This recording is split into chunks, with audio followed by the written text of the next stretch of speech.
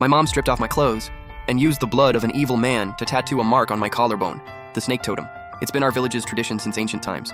This totem burns hot whenever it senses a truly evil person nearby, so the girls can get close to them in time. Our village is known as the Village of Snake Women. Every woman born here has the face of a beauty and the soul of a viper. To stay alive, every 20 years we have to return to the village to shed our skin. After shedding, a snake woman becomes even more stunning. But the key to this ritual is offering a sacrifice to the snake goddess, the heart of a truly wicked man. So I disguised myself as an ordinary woman and hung around bars and clubs year after year. I dated 17 men in total. Some were fake scholars hiding behind a good reputation, greedy businessmen only in it for themselves, but none of them made the cut. Their evil never went beyond pure selfishness, never reaching the level of losing all humanity, until one day on a dating app, I came across a photo of Zhang Jiu, 19 years old, a college athlete. In his selfie, he's wearing a white tee, wiping sweat on the sidelines of a basketball court. His smile so clean, like it had never been touched by anything dirty, pure as fresh snow. But right in the center of his forehead was a tiny dark red mole, no bigger than a sesame seed. That's the mark of evil desires taking form. I was like a snake that caught the scent of blood. I hit him up first. Surprisingly, he agreed pretty fast. I slipped into a black slip dress and dolled up this irresistible body of mine. At the most intense part of the movie, I casually rested my hand on his thigh. His eyes went blazing hot instantly. We made out in the back row of the theater, his breath burning hot in the dark. I took him back to the hotel. He was so nervous he knocked over a glass of water and called me sis like a kid who just got caught doing something wrong. Totally acting like a shy, innocent young boy. But I knew, underneath that human skin, there had to be a demon hiding. I held back my excitement and played along with his sweet, innocent act for 7 whole days. But he still came off as completely flawless. Finally, I ran out of patience. I talked him into drinking spiked liquor, and while he rushed to the bathroom to throw up, I grabbed my bag and tried to make a break for it. But the second I turned the door handle, an ice-cold hand suddenly wrapped around my neck from behind. His voice was still slurred from the alcohol, but his grip was precise and tight, like an iron clamp. Sis, the game's just getting started. Where do you think you're going? My heart was pounding like crazy with excitement, but I had to keep my cool. Let's break up, you're way too clingy. He laughed, and burning hot tears dripped onto the back of my neck. But you're literally my favorite person, sis. Just stay with me one last night. Just one night, is that okay?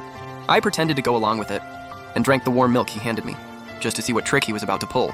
When I came to again, my hands and feet were bound tight with heavy rope, tape over my mouth muffling my excitement, and I was lying in a van with blacked out windows, on a winding mountain road that just went on and on, bumping the whole way. Zhang Jiu noticed I was awake, and ripped the tape off my mouth, then calmly wiped my face with a wet wipe. Why can't you just be a good girl and be my girlfriend? I couldn't stand the thought of you going off to be some idiot's wife. I curled up cautiously, and said in a shaky, tearful voice, I was wrong. I really know I messed up. Will you please keep being my boyfriend?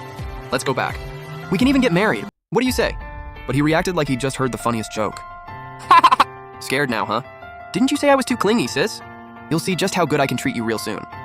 I caught the distinctive scent of evil off Zhang Jiu's body, and my stomach started growling.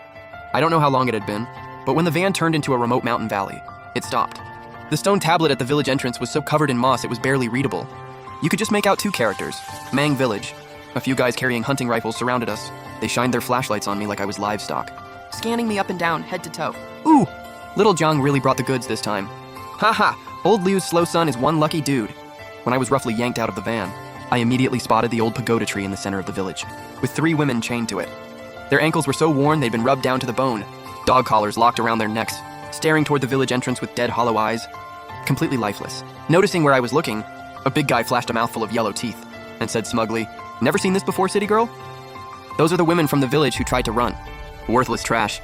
A good beating and they fall right in line. I shrank back and hid behind Zhang Jiu, meekly following him home. Zhang Jiu's mom came out wiping her hands on her apron and grabbed my wrist tight, smiling all over her face. Don't be scared, sweetie. Just settle in and give the village chief's family some airs. You'll be well taken care of. Dark red filth was caked under her fingernails. I was shoved into a mud brick room covered in faded red wedding decorations. Inside was a large wooden tub filled with steaming hot water. We heated this water just for you. You've been on the road so long. Go ahead and wash up.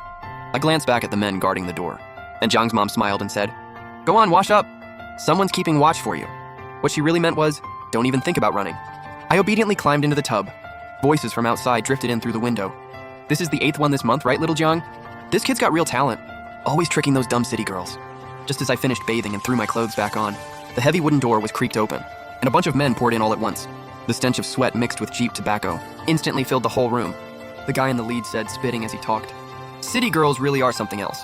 He deliberately shined his flashlight down my neckline.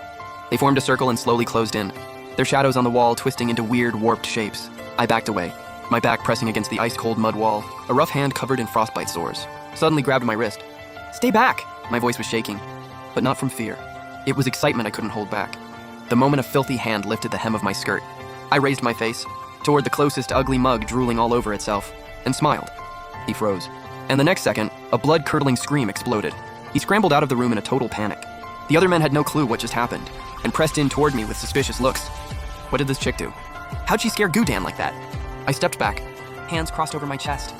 "I told you! Stay back!" Mocking laughter came from all around. Another rough, massive hand reached out toward me, grabbing at my clothes. "What's one little woman gonna do? Lift it up and you'll find out."